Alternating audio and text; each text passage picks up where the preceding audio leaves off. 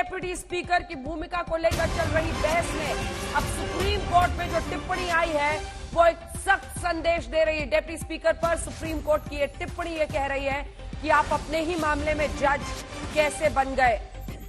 खुद सुनवाई की, खुद ही जज बन गए डेप्यूटी स्पीकर ने। ये सवाल आज सुप्रीम कोर्ट की तरफ से पूछा गया है। सुप्रीम कोर्ट ने एकनाथ शिंदे को नोटिस जारी किया है। सुप्रीम कोर्ट ने एकनाथ शिंदे को नोटिस जारी करके क्या कहा है ये भी आपको बताएंगे, लेकिन ये दूसरी बड़ी खबर इस वक्त आ रही है कि कोर्ट ने एकनाथ शिंदे को नोटिस जारी किया है। शिंदे गुट की ही याचिका पर सुनवाई।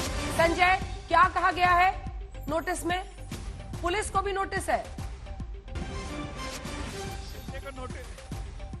शिंदे को नोटिस जारी नहीं किया है, शिंदे की याचिका पर नोटिस जारी किया है डिप्टी स्पीकर को, और साथ ही जो नया विधानसभा विधायक मंडल का नेता बनाया गया है उसे भी नोटिस जारी किया है, अजय चौधरी को, और सुनील प्रभु जिन्हें चीफ व्हिप बनाया है उन्हें भी नोटिस जारी किया गया है। जो 15 विधायक जिसमें दूसरी याचिका है जिसमें गोगवाल ने जो याचिका दाखिल की है उसमें भी सुप्रीम कोर्ट ने डिप्टी स्पीकर सुनील प्रभु और अन्य को नोटिस जारी किया है। केंद्र सरकार को भी नोटिस का जवाब देना है जिसमें उन्हें यह बताना है कि आखिरकार जो नियम है, संसद ने जो नियम बनाए हैं, जो कायदे हैं, वो इस मामले में क्या कहते हैं, उस पर भी बात होगी। यानी बड़ी खबर यह है कि टिप्पणी से काफी आगे बात बढ़ चुकी है और अब सुप्रीम कोर्ट ने इन्हें नोटिस जारी किया है जिसमें हमें ये देखना पड़ेगा कि अभी ये क्लैरिटी आ जाएगी कि नोटिस का जवाब कितने दिनों में दिया जाना है। सुप्रीम कोर्ट इस मामले में अगली सुनवाई कब करेगा? फिलहाल इसमें सुनवाई जारी है और जिस तरह से नोटिस किया इसमें विद इन 5 डेज 5 दिनों में नोटिस का जवाब देना है रेस्पोंडेंट्स को। सुनील प्रभु, अजय चौधरी और डिप्टी स्पीकर, इन तमाम लोगों को जवाब देना है। केंद्र सरकार भी इसमें है, तो इन सारे लोगों को नोटिस का 5 दिनों में, और rebel MLAs to file rejoinder affidavit 3 days. ये जो नोटिस का जवाब आएगा 5 दिनों में, उसके बाद अगले 3 दिनों में जो याचिकाकर्ता एमएलएज हैं उनको रिजॉइंडर यानी प्रत्युत्तर करना पड़ेगा। और अब हियरिंग गर्मी छुट्टियों के बाद 11 जुलाई को जब सुप्रीम कोर्ट फिर से खुलेगा, अब 11 जुलाई को सुनवाई होगी। तब तक हो सकता है कि यहाँ का मौसम बदल जाए।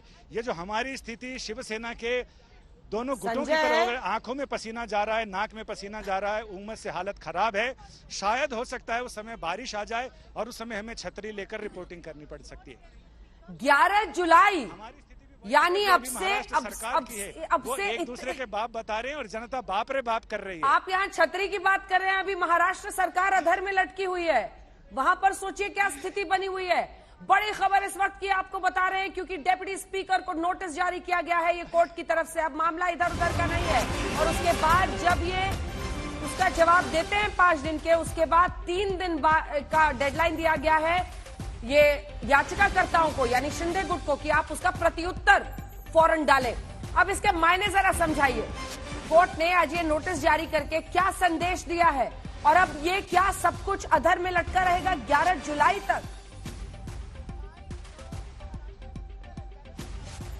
जी हाँ, बिल्कुल अधर में तो रहेगा क्योंकि कोर्ट ने इस मामले में किसी तरह की कोई रोक नहीं लगाई है। अब ये देखना होगा कि इस नोटिस के मायने क्या है। हमें कानून के जानकारों से पूछना पड़ेगा कि क्या इन लोगों को जवाब देने के लिए क्या कोर्ट ने स्टे भी लगाया है या कोर्ट ने स्पीकर के आदेश पर स्टे लगाया है या इनके जवाब देने का जो मोहलत है उसे बढ़ाई है, ये देखना जरूरी होगा। और इसमें ये बड़ा मामला है जिसमें डिप्टी स्पीकर मतलब कहते हैं कि नमाज छुड़ाने गए और रोजे गले पड़ गए। वही स्थिति यहाँ पर हुई है कि यहाँ पर लोग अपने बचाव के लिए आए थे, लेकिन उस बचाव के साथ साथ डिप्टी स्पीकर भी अलग इसमें आ गए।